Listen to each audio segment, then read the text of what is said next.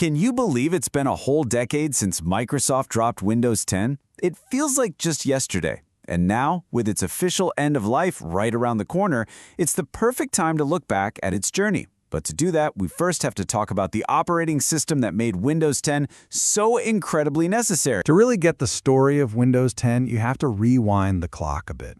And you have to remember what came right before it. Windows 8. Oh, man. Remember that? For pretty much anyone using a standard desktop PC, it was a time of, well, let's just call it mass confusion. And this really gets to the heart of the whole thing. Windows 8 went all in on a touch-first world that, frankly, didn't exist for most people. That colorful, tile-based start screen, it felt completely alien if you were using a mouse and keyboard. So Windows 10 wasn't just another update. It was basically Microsoft saying, okay, our bad. Let's get back to what you know and love. Which brings us to the first part of our story, Windows 10 playing the hero. I mean, you got to understand, Microsoft was in a really tough spot. Its reputation took a nosedive with Windows 8, and it absolutely needed a home run to win people back. The feeling around Windows 8 for anyone without a touchscreen was often described as just pure horror.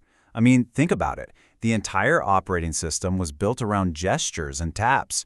It was a bold idea for sure, but it completely ignored its biggest audience, regular PC users.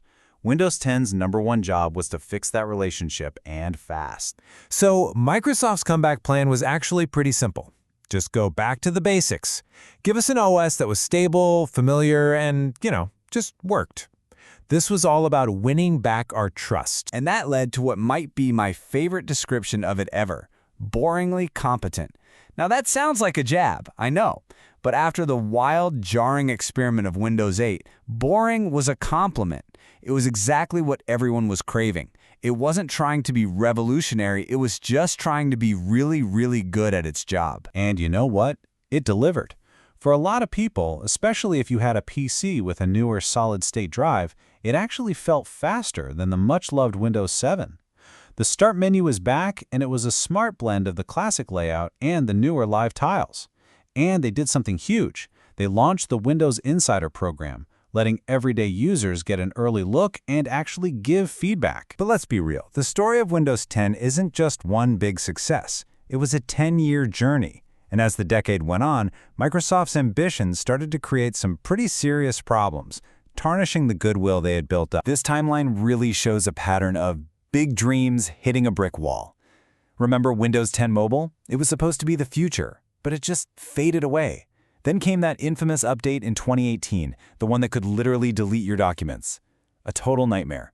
And finally, after trying so hard to push its own Edge browser, Microsoft threw in the towel and just rebuilt it on Google's technology. Now, the big idea behind all that ambition was something called the Universal Windows Platform. And on paper, it was a beautiful dream.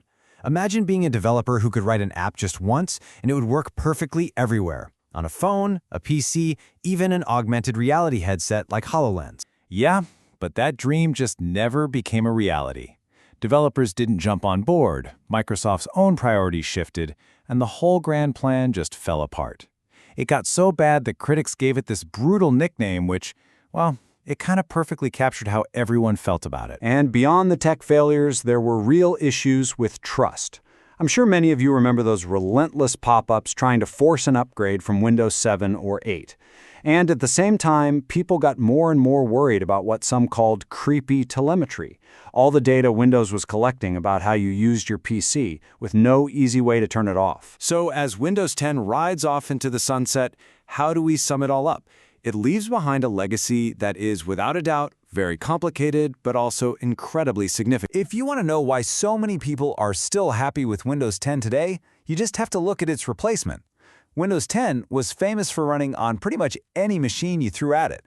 Windows 11, on the other hand, it has these super strict, kind of notorious hardware rules, and it's constantly pushing AI features that not everyone wants. That difference tells you a lot. And maybe this quote says it best. After all the ups and downs, the failed ambitions and controversies, Windows 10 settled into its most important role. It was a reliable workhorse. It cleaned up the mess from Windows 8, and then it did the best thing an OS can do. It faded into the background and just let you get your work done. In the end, that's a really powerful legacy, which leaves us with one final, provocative question to chew on. As we head into a future that's all about AI assistants and operating systems that feel more and more locked down, you have to wonder, was Windows 10 the last truly sane OS? Was it the last one that was just focused on letting you do what you wanted to do?